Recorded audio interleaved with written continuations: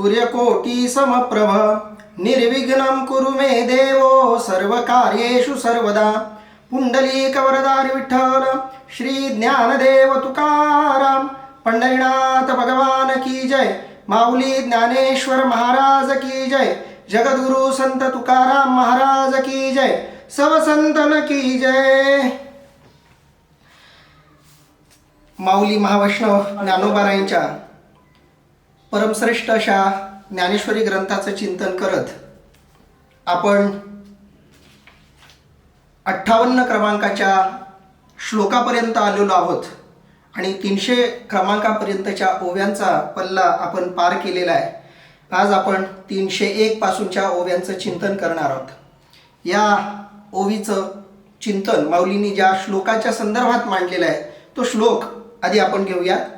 भगवंत म्हणतायत, यदा संवरते चायं कूर्मोंगानिव सर्वशः इंद्रियाणींद्रियार्थेभ्य तस्य प्रज्ञा प्रतिष्ठिता. अर्थात कासव आपली सर्व अंगे जशी इच्छेप्रमाणे वेळोवेळी आखडून घेतो त्याप्रमाणे हा योगी सर्व विषयांपासून जेव्हा आपली इंद्रिये सहज आवरतो तेव्हा त्याची प्रज्ञा सिद्ध किंवा स्थिर आहे असे समजावे. अर्थात अर्जुनाचा जो महत्त्वाचा प्रश्न आहे की देवा स्थितप्रज्ञ पुरुष कसा ओळखावा, स्थितप्रज्ञ पुरुषाची लक्षणं कोणती, या प्रश्नाचं उत्तर भगवंत देत आहेत. आणि ते देताना त्या पुरुषाची वेगवेगळी लक्षणं सांगत त्यांचा विषयांबद्दलचा भाव काय आहे हे स्पष्ट करताना एक सुंदर असं उदाहरण भगवंतांनी दिलेलं आहे. ते उदाहरण म्हणजे कासवाचं. आपण जर कासवाकडे बघितलं असेल कधी तर कासव आपल्या सगळ्या इंद्रियांना आपल्या शरीरामध्ये आकुंचन करून एकाग्र करून घेतं. पूर्ण अवयव आपल्या शरीरामध्ये ते ओढून घेतं. अगदी त्या पद्धतीनं विषय दिसले की ज्यांची इंद्रिय आपोआप आकुंचन पावतात किंवा उदासीन अवस्थेला जातात त्याची प्रज्ञा स्थिर झालेली आहे असं इथं वर्णन भगवान श्रीकृष्ण परमात्मा करतायत. आता या श्लोकाचं माऊली काय वर्णन करतायत ते आता आपण बघूयात.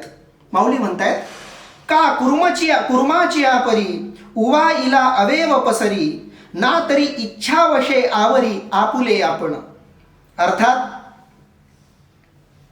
किंवा कासव प्रसन्न चित्त असता आपले अवयव पसरते व वाटेल तेव्हा आपले आपण आवरून घेते. म्हणजे स्थितप्रज्ञ पुरुषाचं जे लक्षण भगवान श्रीकृष्ण परमात्म्यांनी 58 क्रमांकाच्या 2ऱ्या अध्यायातल्या श्लोकामध्ये सांगितलंय त्याचं जसंच्या तसं वर्णन माऊलींनी या 301 क्रमांकाच्या ओवीमध्ये केलेलं आहे. माऊली म्हणतायत, का कुर्माची परी. कुर्म म्हणजे कासव, कुर्मासारखं, कुर्मा प्रमाण.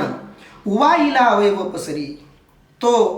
ते कासव काय करतं, उवाईला म्हणजे आनंदी झाल्यावर जिथं त्याला आनंदाचा अनुभव येतो, जिथं त्याला सुरक्षितता वाटते, जिथं त्याला आपली अभिव्यक्ती पूर्णपणे अभिव्यक्त करावीशी वाटते, अशा वेळी ते कासव काय करतं, आपली अवयव पसरी. अवयव म्हणजे इंद्रिय पसरतं. पसरी म्हणजे बाहेर काढतं, पूर्ण आकारातून त्याला बाहेर काढतं. दोन्ही पाय, आपली मान, डोळे असं पूर्ण अवयव ते बाहेर काढतं. ना तरी इच्छावशे आवरी आपुले आपण. किंवा त्याला याच्या वेगळं काही वाटलं किंवा त्याला आनंदी असं वाटलं नाही किंवा त्याला असं वाटलं की आता आपण आपली इंद्रिय अशी बाहेर नको काढायला, मग ते काय करतं, ना तरी इच्छावशे, त्याच्या इच्छेप्रमाणे, ना तरी इच्छावशे आवरी, आवरणं, नियंत्रणात घेणं, आपुले आपण. आणि त्याला वाटल्याबरोबर त्याची इंद्रिय आपोआप त्याच्या आतमध्ये येऊन जातात, त्याच्या नियंत्रणात येत जातात. आणि म्हणून कासवाला आध्यात्मिक क्षेत्रामध्ये खूप महत्त्वाचं आणि मोलाचं स्थान आहे. कोणत्याही मंदिरामध्ये आपण गेलो की त्या मंदिरामध्ये कासवाची मूर्ती ही लावलेलीच असते. ती मूर्ती लावण्यामागचं एक कारण मागे एकदा मी तुम्हाला सांगितलं की ती कासवी जी असते ती आपल्या पिलांना प्रत्यक्ष स्तनपान करत नाही. ती फक्त आपल्या लेकरांकडे प्रेमपूर्ण नजरेनं बघते. आणि ती लेकरंही त्या आईकडं तेव्हाच येतात जेव्हा त्यांना खूप भूक लागलेली असते. आणि भूक लागलेली अशी कासवाची पिलं त्या कासवीकडे येतात तेव्हा ती फक्त एक प्रेमपूर्ण दृष्टी त्या लेकरांवर टाकते आणि ती लेकरं आपोआप तृप्त होतात, नुसत्या दृष्टीनं तृप्त होतात. तुकोबरायांचा तो अभंग, पाहे मजकडे भरून या दृष्टी बहुत हिपुटी झालो माते. हिपुटी म्हणजे त्रासणं, दुःखी होणं, कष्टी होणं, ही म्हणजे हिपुटी होणं. पाहे मजकडे भरून या दृष्टी. आपण देवाच्या मंदिरात जातो तेव्हा देवाला म्हणायचं असतं, देवा पाहे मजकडे भरून या दृष्टी. जसं ते कासव आपल्या आईकडं, ते कासवाचं पिल्लू आपल्या आईला म्हणतं, माझ्याकडे प्रेमपूर्ण नजरेनं बघ, तसं आपण देवाला म्हणायचं असतं, पाहे मजकडे भरून या दृष्टी बहुत हिपुटी झालो माते. कारण ती आई आहे आपली, ज्याच्या दर्शनाला आपण गेलो तो परमात्मा, त्या ईश्वराचं सगुण साकार रूप, ती मूर्ती आपलं दैवत आहे, आपली आई आहे. तिला उद्देशून त्या मूर्तीला आपल्याला म्हणायचं आहे, पाहे मजकडे भरून या दृष्टी बहुत हिपोटी झालो माते. करावेसे वाटे जीवा स्तनपान. जीवाचं स्तनपान फक्त दृष्टीनं होऊ शकतं, तिथं शारीरिक संपर्काची गरज नाही. म्हणून आपण ते कासव तिथं मंदिरामध्ये ठेवतो. आणि मंदिरात कासव ठेवण्याचं दुसरं महत्वाचं कारण, कासवामध्ये हे कौशल्य असतं की कासव त्याला जेव्हा विश्वास वाटतो, जेव्हा त्याला आनंद होतो, जेव्हा त्याला सुरक्षित वाटतं, तेव्हा ते आपली सगळी इंद्रिय बाहेर काढतं, मोकळेपणानं आपल्या इंद्रियांची ते अभिव्यक्ती करतं. आणि जेव्हा त्याला वाटतं तेव्हा ते आपल्या इंद्रियांना शरीराच्या आत ओढून घेतं. आपल्या इंद्रियांवर पूर्णपणे नियंत्रण कासवाचं असतं. भक्त, साधक, उपासक, आराधक तसा असला पाहिजे. तसं बनून आपण मंदिरात गेलो पाहिजे. आपलं आपल्या इंद्रियांवर पूर्ण नियंत्रण असलं पाहिजे. केव्हा या इंद्रियांना विषयाच्या सुखासाठी सोडायचं आणि कधी यांना त्या विषयांपासून दूर काढायचं, कधी त्यांना आपल्या नियंत्रणात ठेवायचं, याचं पूर्ण स्वातंत्र्य, पूर्ण नियंत्रण या इंद्रियांवरचं साधकाचं असलं पाहिजे, प्रस्थापित झालं पाहिजे. सामान्य माणसाचं असं होत नाही. इंद्रिय त्याला त्याच्या अधीन बनवतात. बघा, गाडी जोपर्यंत ड्रायव्हरच्या नियंत्रणात असते तेव्हा प्रवास सुखरूप होतो. आणि क्षणभरासाठी जरी गाडी ड्रायव्हरच्या नियंत्रणाच्या बाहेर गेली की अपघात ठरलेला असतो. अगदी त्या पद्धतीनं जोपर्यंत आपली इंद्रिय आपल्या नियंत्रणात आहेत तोपर्यंत ही इंद्रिय तुमच्या हितासाठी तुम्ही राबवू शकता. ज्या क्षणाला तुम्ही इंद्रियांच्या अधीन व्हाल तेव्हा ही इंद्रिय तुमचा ताबा घ्यायला लागतील आणि मग तुम्हाला इकडं तिकडं फिरवतील. म्हणजे एखाद्या मालकानं पैसे खर्च करून गाडी घ्यावी, पगार देऊन एखादा ड्रायव्हर नेमावा, पण त्या ड्रायव्हरनं मीच गाडीचा मालक आहे असं समजून गाडी पाहिजे तिकडं न्यावी आणि मालक हताश होऊन नुसतं बघत बसावा, तशी अवस्था सामान्य जीवाची होत असते. ही इंद्रिय जिकडं घेऊन जातील तिकडं हा आत्मा, जीवात्मा, मन भरकटत राहतं. आणि जिकडं जिकडं ही इंद्रिय भरकटतील त्याचा परिणाम शेवटी जीवात्म्याला भोगावा लागतो. ड्रायव्हरला काही नाही, ड्रायव्हरचं काय नुकसान होणार आहे? नुकसान गाडीचं आणि मालकाचं होणार आहे, कारण ड्रायव्हरची गाडी नाही आहे, ड्रायव्हरचा पैसा लागलेला नाही आहे. इंद्रियांचं कोणतंही नुकसान होणार नाही, कारण इंद्रिय नाशिवंतच आहेत, संपणारच आहेत. पण जोपर्यंत या इंद्रियांचा आत्म्याशी, जीवात्म्याशी संबंध आहे तोपर्यंत ही इंद्रिय जे जे करतील त्याचा परिणाम जीवात्म्याला भोगावा लागणार आहे.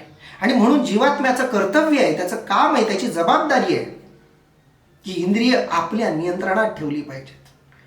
मालकानं ड्रायव्हरला आपल्या नियंत्रणात ठेवलं पाहिजे. कुण्या बाजूला गाडी न्यायची, किती स्पीडनं गाडी न्यायची, कुठं गाडी थांबवायची, किती वेळासाठी थांबवायची, स्वतःला न विचारता, मालकाला न विचारता ड्रायव्हरनं गाडी कुठं थांबवली नाही पाहिजे. स्पीड पण स्वतःच्या मनानं वाढवलं नाही पाहिजे. ड्रायव्हर जर मालकाच्या नियंत्रणात असेल तर ती गाडी त्या मालकाचा फायदा करेल, तो ड्रायव्हरही मालकाचा फायदा करेल. आणि जर मालक आणि गाडी दोन्ही मालकाच्या नियंत्रणाच्या बाहेर गेले की त्या गाडीच्या नुकसानाचा परिणाम मालकाला भोगावा लागेल. अगदी त्याप्रमाणे आपली इंद्रिय आपल्या नियंत्रणात पाहिजेत. आपल्या नियंत्रणात ती इंद्रिय असतील तर ती विषयांच्या मागे लागणार नाहीत. विषयांचा भोग घ्यायचा आहे नाही असं नाही, विषयांच्या भोगाचा त्याग संतांनी सांगितलेला नाही, फक्त त्याला एक नैतिक चौकट संतांनी घालून दिलेली आहे. त्या नैतिक चौकटीच्या बाहेर जाऊन तुम्ही विषयोपभोग करायचा नाहीये. मग ते विषय स्वैराचारामध्ये बदलतात आणि स्वैराचार अधःपतनाला कारणीभूत ठरतो. आणि म्हणून इंद्रिय नियंत्रणात पाहिजेत. इंद्रियांना कधी स्वातंत्र्य द्यायचं याचा अर्थ असा नाही की ड्रायव्हरला मालकानं मोकळीकच द्यायची नाही. मालक दरवेळेला ड्रायव्हर थोडी मालकाला विचारणार, मालक पुढं गाडी आली ब्रेक दाबू का, मग मालक सांगणार हा दाब, मग ड्रायव्हर दाबणार. इतकंही नियंत्रण नाही ठेवायचं इंद्रियांवर. इंद्रियांना थोडी मोकळीकही द्यायची आहे, पूर्ण नियंत्रण नाही. थोडं स्वातंत्र्यही त्या इंद्रियांना दिलं पाहिजे, पण ते स्वातंत्र्यही मर्यादित असलं पाहिजे. इंद्रियांनी त्या स्वातंत्र्याचा स्वैराचारामध्ये बदल नाही केला पाहिजे, याची काळजी या मनानं घेतली पाहिजे. मनाच्या नियंत्रणात इंद्रिय असली पाहिजेत आणि मन आत्म्याच्या नियंत्रणात असलं पाहिजे. कसं तर याचं उदाहरण देण्यासाठी माऊलींनी खूप सुंदर उदाहरण दिलंय कासवाचं, जे भगवान श्रीकृष्ण परमात्म्यांनी सुद्धा दिलंय. स्थितप्रज्ञ पुरुष जो असतो, स्थितप्रज्ञ महात्मा जो असतो, त्या महात्म्याची इंद्रिय कशी असतात, तर जशी कासवाच्या नियंत्रणात त्याची इंद्रिय असतात, तशी स्थितप्रज्ञ पुरुषाची इंद्रिय त्याच्या नियंत्रणामध्ये असतात. म्हणून का कुर्माची या परी, कुर्म ज्याप्रमाणे उवाईला हवे उपसरी, आनंद झाला की ती पूर्ण आविष्कार त्या इंद्रियांचा कासव करतं, तसं संतही इंद्रियांना पूर्ण स्वातंत्र्य देतात. वाचेचं काम आहे बोलणं, तिला ते काम दिलं पाहिजे. वाचेला नुसतं शांत ठेवून चालणार नाही. संतांनी मोकळीक दिली वाचेला, पण कुठं? अध्यात्माच्या परमार्थाच्या क्षेत्रात. मनसोक्त देवाचं नाव घे, मनसोक्त भगवंताची कथा गा, मनसोक्त संत साहित्याचं चिंतन, निरूपण, आराधना कर. हे स्वातंत्र्य संतांनी जिभेला देऊन टाकलं. घेई घेई माझे वाचे, गोड नाम विठोबाचे. डोळे तुम्ही घ्या रे सुख, पहा विठोबाचे मुख. डोळ्यांनाही स्वातंत्र्य दिले, मनसोक्त आनंद लुटा या सुंदर अशा भगवंताच्या मूर्तीचा, भगवंताच्या वेगवेगळ्या लीलांचा मनसोक्त आनंद लुटा. देवाच्या सगळ्या गोष्टी डोळ्यांनी बघायच्यात. डोळ्यांनी चित्रपट बघू नका असं संतांनी सांगितलेलं नाही. बघा, पण त्या चित्रपटांमध्ये सात्विकता ठेवा. आता किती सुंदर सुंदर चित्रपट आलेत. रामायणावर आलेत, महाभारतावर आलेत, हनुमंतरायांच्या चरित्रावर, संतांच्या चरित्रावर सुंदर सुंदर चित्रपट निघालेत. ते बघा. डोळ्यांना बघण्याची वासना आहे, तर त्या डोळ्यांना चांगलं बघण्याची वासना पूर्ण करा. डोळ्यांची वासना पूर्ण करा, पण ती सात्विक वासना असली पाहिजे. म्हणून डोळे तुम्ही घ्या रे सुख, पहा विठोबाचे मुख. तुम्ही ऐका रे कान माझ्या विठोबाचे गुण. कानाला ऐकायची वासना आहे, पण त्याला चांगलं ऐकवलं पाहिजे. हाताला काहीतरी करावंसं वाटतं, पण या हाताने काही चुकीचं नाही केलं पाहिजे. परोपकार केला पाहिजे, दानधर्म केलं पाहिजे, टाळी वाजवली पाहिजे. या हाताने काहीतरी सत्कर्म केलं पाहिजे. हातालाही स्वातंत्र्य आहे, पायांनाही स्वातंत्र्य द्यायचंय, नुसतं बसून नाही ठेवायचं. पण या पायांनी चुकीची वाटचाल कधी केली नाही पाहिजे. हा उपदेश आपल्या इंद्रियांना करायचा आहे. सगळ्या इंद्रियांकडून काम करून घ्यायचंय, स्वातंत्र्य द्यायचंय त्यांना. कुठं? जिथं आनंद मिळेल या इंद्रियांना, तिथंच यांना मोकळी द्यायची आहे. का कुर्माची आपरी उवाईला अवेव पसरी, ना तरी इच्छा वशयावरी आपुले आपण. इथं बऱ्याच लोकांना जमत नाही. बरेच लोक म्हणतात, बरेच माझे व्यसनी मित्र आहेत, ते म्हणतात खूप वाटतं दारू पिऊ नये, दारू पिऊ नये, पण नुसतं ते दारूचं दुकान आलं किंवा लहर आली, इच्छा नसताना शरीर तिकडं जातं. याला म्हणतात इंद्रियांच्या नियंत्रणात जाणं. बरेच मुलं म्हणतात की हे तंबाखू गुटखा काही आवडत नाही, सिगारेट ओढायला आवडत नाही, पण काय करणार? तल्लफ आली की नियंत्रणात, कंट्रोलच होत नाही. अरे कंट्रोल कसं काय होत नाही? कंट्रोल होत नाही याचा अर्थ ड्रायव्हरच्या हातात गाडी देऊन टाकली. याचा अर्थ इंद्रियांच्या ताब्यात तुम्ही गेलेले आहेत आणि इंद्रियांच्या ताब्यात गेलात की तुमचं वाटोळं ठरलेलं आहे. म्हणून कासवाचं हे वैशिष्ट्य आहे, त्याला वाटलं की ते इंद्रियांना मागे घेतं. ज्या क्षणाला त्याला वाटेल की आता इंद्रियांना माघार घेतली पाहिजे, त्या क्षणाला त्याची इंद्रिय माघार घेतात. ना तरी इच्छा वशयावरी आपुले आपण, स्थित प्रज्ञ पुरुषाची लक्षणे आहेत.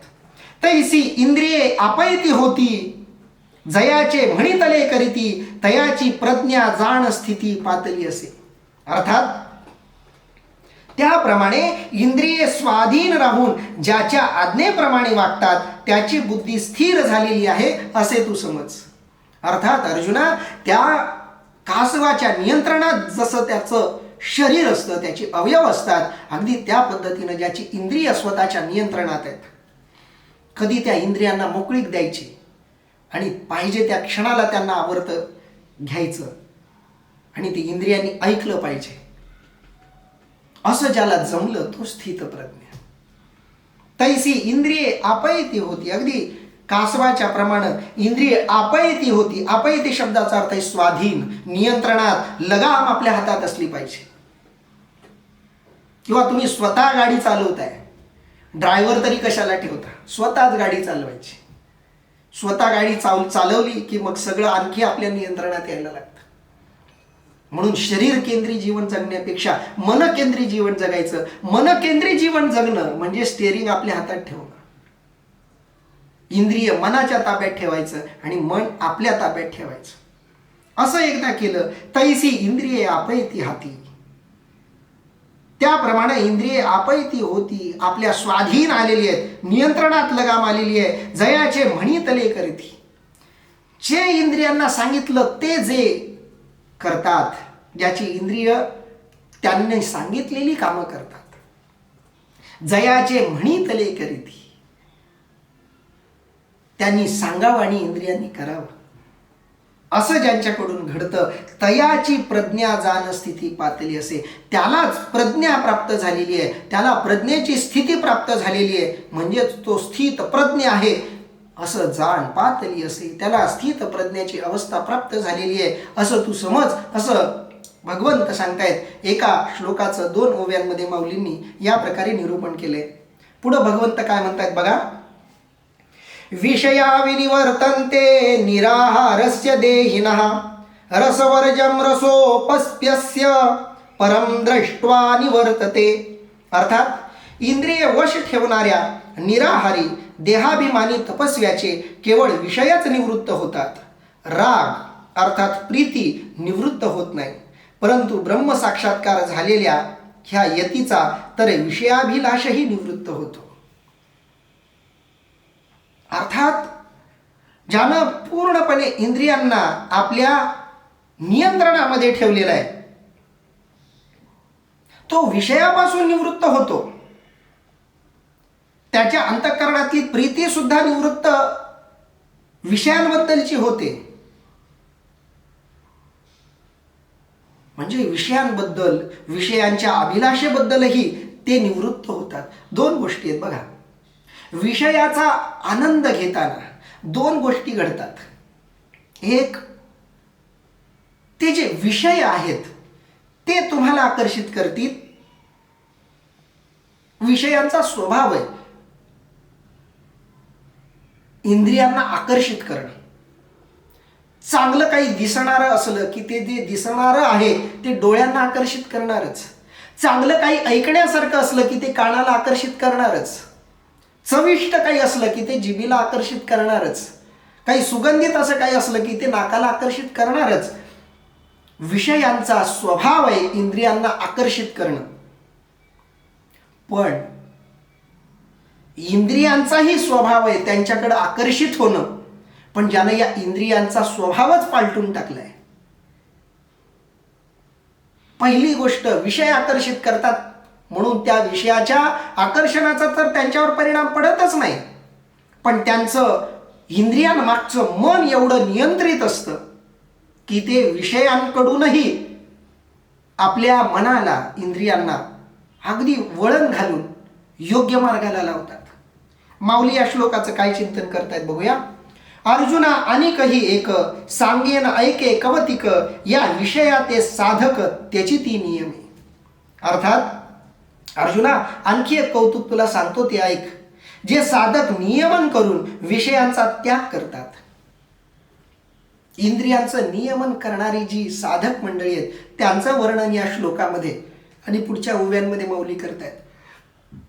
58 क्रमांकाच्या श्लोकामध्ये 301 302 क्रमांकाच्या ओव्यांमध्ये माऊलींनी इंद्रिय निग्रह केलेल्या स्थित प्रज्ञ पुरुषाचं जे वर्णन करतायत त्या वर्णनाचं विश्लेषण पुढे माऊलींनी केलंय.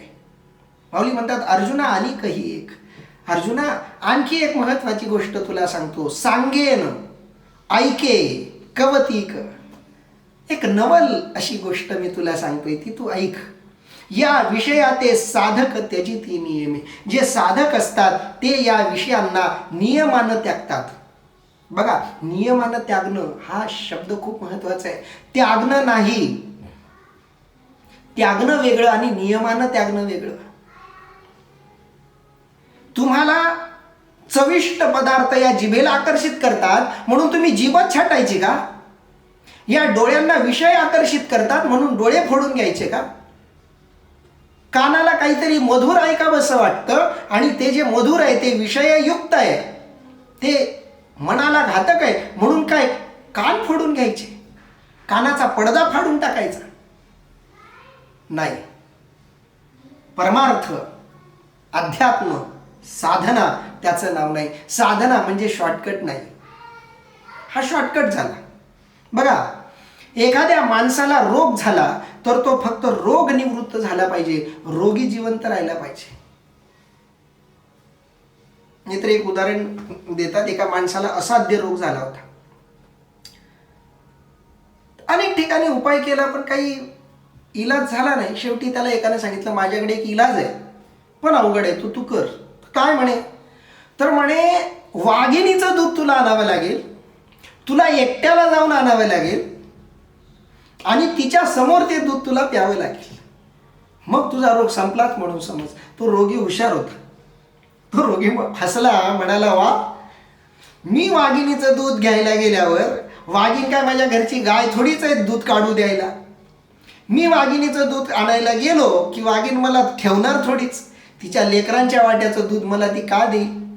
आणि मी चुकून जवळ गेलोही तर ती मलाच फाडून खाईल आणि एकदा मलाच फाडून खाल्ल्यावर माझा रोग तरी कशाला जिवंत राहील? रोग्यासह रोगाची निवृत्ती हा उपाय कधी योग्य उपाय ठरू शकत नाही. म्हणून विषय शरीराला त्रास देतात म्हणून तुम्ही इंद्रियच नष्ट करत असाल तर तो साधनेचा योग्य मार्ग नाही. साधनेचा योग्य मार्ग काय? इंद्रियांना नियंत्रणात ठेवायचं. कारण इंद्रिय वाईट नाही आहेत. इंद्रिय वाईट नाही आहेत. या इंद्रियांचा योग्य वापर केला तर ही इंद्रिय आपल्याला बरंच काही मिळवून देऊ शकतात. बघा, इंद्रिय जसं नुकसान करू शकतात तसंच इंद्रिय पुण्यही मिळवून देऊ शकतात. ते पुण्य इंद्रिय स्वतःकडे घेत नाहीत. ज्या पद्धतीनं इंद्रिय पापही स्वतःकडे घेत नाहीत, ठेवत नाहीत, तसंच पुण्यही इंद्रिय स्वतःकडे ठेवत नाहीत. इंद्रिय केवळ साधन आहे. तुम्हाला जिथं पोहोचायचं आहे, तुम्ही मोटरसायकलनं जा, कारनं जा, विमानानं जा, ट्रेननं जा, बुलेट ट्रेननं जा, कशाने जा, फक्त तुम्हाला पोहोचवायचं काम ती करणार आहे. बाकी कोणतंही श्रेय ते वाहन साधन घेणार नाही. ही इंद्रिय त्यांनी केलेल्या कोणत्याही कर्माचं फळ स्वतःकडे ठेवणार नाहीयेत. मग ते पुण्यात्मक फळ असो किंवा पापात्मक फळ असो, दोन्ही फळं तुम्हालाच ते देणार आहेत इंद्रिय. म्हणून या इंद्रियांचा चांगला वापर करा. एक तलवार आहे, त्या तलवारीनं कुणाला मारताही येतं, स्वतःलाही मारता येतं तलवारीनं, किंवा त्याच तलवारीनं एखाद्याचं जीवनही वाचवता येतं. चाकू आहे, त्याच्यानं एखाद्याला भोसकून माठारही करता येतं आणि त्या चाकूचा वापर करून ऑपरेशनही करता येतं. तुम्ही तो चाकू कशासाठी वापरताय हे महत्वाचं आहे. इंद्रिय श्रेय घेणार नाहीत. डॉक्टरनं ऑपरेशन यशस्वी केलंय का अपयशी केलंय हे याचं श्रेय शस्त्रांना जात नाही. कोणती कात्री वापरली, मग त्या कात्रीचा सत्कार होणार नाही, सत्कार डॉक्टरचाच होईल. कारण साधनं फक्त वापरण्यासाठी असतात, इंद्रिय फक्त वापरण्यासाठी आहेत. म्हणून इंद्रिय वापरण्यासाठी आहेत म्हणून ती वापरायची, पण कोणत्या कामात वापरायची, तर पारमार्थिक कामात वापरायची. म्हणून आणि पारमार्थिक कामात वापरायची म्हणजे विषयांचा नियमपूर्वक त्याग करायचा, एक नियम घालून द्यायचा आणि त्या नियमांमध्ये त्यांना विषयाचं सेवन करायची परवानगी द्यायची. एका विशिष्ट वेळेत, एका विशिष्ट वयात, एका विशिष्ट काळापुरतं विषयांचं सेवन हे परमार्थासाठी घातक नाही, उलट बाधक आहे, साधक आहे, बाधक नाहीये. बघा, जेवण करणं हितकारक आहे, पण मर्यादेच्या बाहेर जेवण करणं अपायकारक आहे. विष सुद्धा मर्यादेपर्यंत घेणं फायद्याचं आहे. बघा, विष म्हणजे काय, औषध जे प्यायला किचकट वाटतं, त्रासदायक वाटतं, कडवट वाटतं, तेही हितकारक होऊ शकतं. आणि अमृत सुद्धा घातक ठरू शकतं मर्यादेच्या बाहेर प्याल्यावर. म्हणून प्रत्येक गोष्टीला नियमांमध्ये स्वीकारायचं आणि नियमांमध्ये त्यागायचं. नियमांमध्ये प्रत्येक गोष्टीला बांधलं की साधना सुरळीत होते. साधना करायची म्हणजे 24 तास करायची नाही. आपण आराधना 24 तासही करू शकतो. मी बसलो, प्रवचन देत राहणार, भूक लागली की जेवायला जायचं, यायचं, पुन्हा आराधना करायची. तशी आराधना होऊ शकते, पण तशी आराधना शक्य नाही. बाकीच्या प्रापंचिक अडचणीही आहेत, त्याही करणं गरजेचं आहे. त्या प्रापंचिक गोष्टींकडे लक्ष नाही दिलं की तुम्हाला 1 तास सुद्धा नीट आराधना करायला मिळणार नाही. म्हणून 1 तासाची आराधना व्यवस्थित होण्यासाठी 23 तास तुम्हाला प्रपंचाला द्यावे लागू शकतात. दुसऱ्या अर्थानं 23 तासाचा प्रपंच नीट व्हावा याच्यासाठी 1 तासाची आराधना पुरेशी आहे. मोबाईल काय 24 तास चार्जिंगला नाही लावून ठेवत आपण. 1 तास मोबाईल चार्जिंगला लावला की दिवसभर चालतो. तसं 1 तासाची आराधना, या आराधनेतून आपण जे ग्रहण केले, जे शिकलोय, ते बाकीच्या 23 तासामध्ये अप्लाय करायचं आहे. असं जर केलं तर नियमांमध्ये विषय सेवन केले, नियमांमध्ये विषय त्याग केला असा त्याचा अर्थ होईल. आणि साधक तेच करतात. म्हणून भगवंत सांगतायत, अर्जुना अनिकही एक सांगेन ऐक एकवतिक, या विषया ते साधक त्यजिती नियमे. या विषयांना साधक मंडळी त्यजतात, त्यागतात, पण नियमांमध्ये. श्रोत्राद्री इंद्रिये आवरिती, परी रसने नियम न करीती, जे सहस्रधा कवडी जती विषयीही. अर्थात श्रोत्रादी इंद्रिये आवरतात, पण जिभेवर ताबा ठेवीत नाहीत. ते हजारो प्रकारांनी विषयांकडे घेरले जातात. बघा, नियंत्रण कसं पाहिजे, सगळ्या बाजूनं नियंत्रण पाहिजे. नाहीतर प्रत्येक माणसाच्या आयुष्यात विशिष्ट अशा विषयाबद्दल जास्त आसक्ती असते. काही लोकांना खायला खूप आवडतं, सगळेच विषय आवडतील असा जीव नसतो. काही विषय जास्त आवडणारे जीव असतात. काही लोकांना खाणं आवडतं, ते जिभेचे चोचले पुरवण्यात धन्यता मानतात. काहींना नुसता वेगवेगळा सुगंधित वास घेण्याची सवय असते, आवड असते. काहींना वेगवेगळं बघण्याची आवड असते. काहींना वेगवेगळे परदेश भ्रमण करण्याची हौस असते. काहींना वेगवेगळ्या ठिकाणी जाऊन जेवण करायची इच्छा असते. काहींना वेगवेगळं काहीतरी ऐकत राहायची इच्छा असते. काही लोकांना शारीरिक सुखाची अपेक्षा असते. वेगवेगळ्या इंद्रियांमध्ये वेगवेगळी लोक रमतात. श्रोत्रादी इंद्रिय आवरती, काही लोकांबद्दल माऊली बोलतायत. काही लोक काय करतात, श्रोत्रादी जी इंद्रिय आहेत त्यांना आवर घालतात. म्हणजे कानाची जी इंद्रिय आहेत त्याला ते नियंत्रणात आणतात. परी रसने नियमून करीती, पण जिभेवर त्यांचं नियंत्रण नसतं. काहीही, कधीही, कुठंही, कसंही, कितीही खातात. परी रसने नियमून न करीती, रसना म्हणजे जीभ, नियमून न करीती म्हणजे जिभेला कोणतेही नियम लावत नाहीत, कानाला नियम लावतात. ते सहस्रधा कवळी जती विषयी, अशी लोक सुद्धा विषयांमध्ये वेढले जातात. ते सहस्रधा कवळी जती, ते वेगवेगळ्या प्रकारे विषयांमध्ये अडकतात.